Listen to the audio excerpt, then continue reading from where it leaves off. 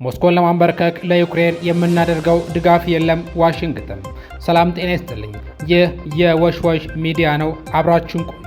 አሜሪካ ዩክሬን ከሁለት ሀገራት ድንበር ርቀው የሚገኙትን የሩሲያ የኃይል አቅርቦት መሠረተ ልማት ጥቃት እንድትፈጽም የሚያስችሉ የቴክኒክ ድጋፎችን፣ የስለላ ሳተላይት መረጃ ማማከርና ማደራጀት ድጋፍ ለማድረግ መዘጋጀቷ ተነገረ።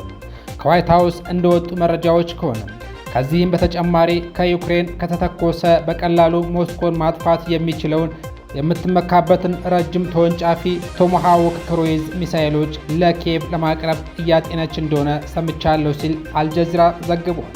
ይህ የዋሽንግተን የድጋፍ ውሳኔ ፕሬዝዳንት ዶናልድ ትራምፕ ሰላም ለማውረድ ከፑቲን ጋር የነበራቸውን ንግግር አጠናክረው ከቀጠሉ በኋላ የፈረሙት የመጀመሪያው የታወቀ የፖሊሲ ለውጥ ነውም ተብሏል።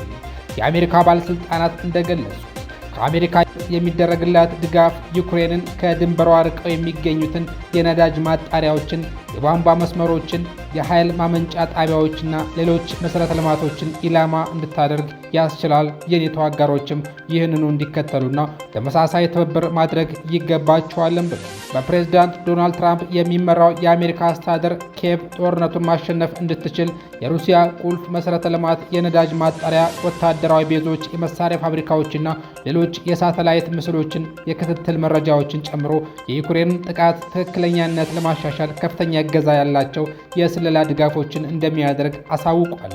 ከዚህም ባሻገር ዋሽንግተን እስከ 800 ኪሎ ሜትር ርቀት ላይ ኢላማዎችን ሊመታ ይችላል የሚባልለትን አሜሪካ ሰራሽ ቶማሃውክ ሚሳኤሎችን ወደ ዩክሬን ልትልክ እንደምትችል ቫንስ ተናግሯል። ስትሪት ጆርናል እንዳለው ዋሽንግተን ለረጅም ጊዜ መረጃን ለኪየቭ ስትሰጥ ቆይታለች። ነገር ግን አዲሱ የአሜሪካ ቴክኒካዊ ድጋፍና መረጃ ዩክሬን የክሬምሊንን ገቢና ዘይት ለማሳጣት በማለም እንደ ማጣሪያ፣ የቧንቧ መስመርና የኃይል ማመንጫ የመሳሰሉ መሠረተ ልማቶችን ለመምታት ቀላል ያደርገዋልን ብሏል።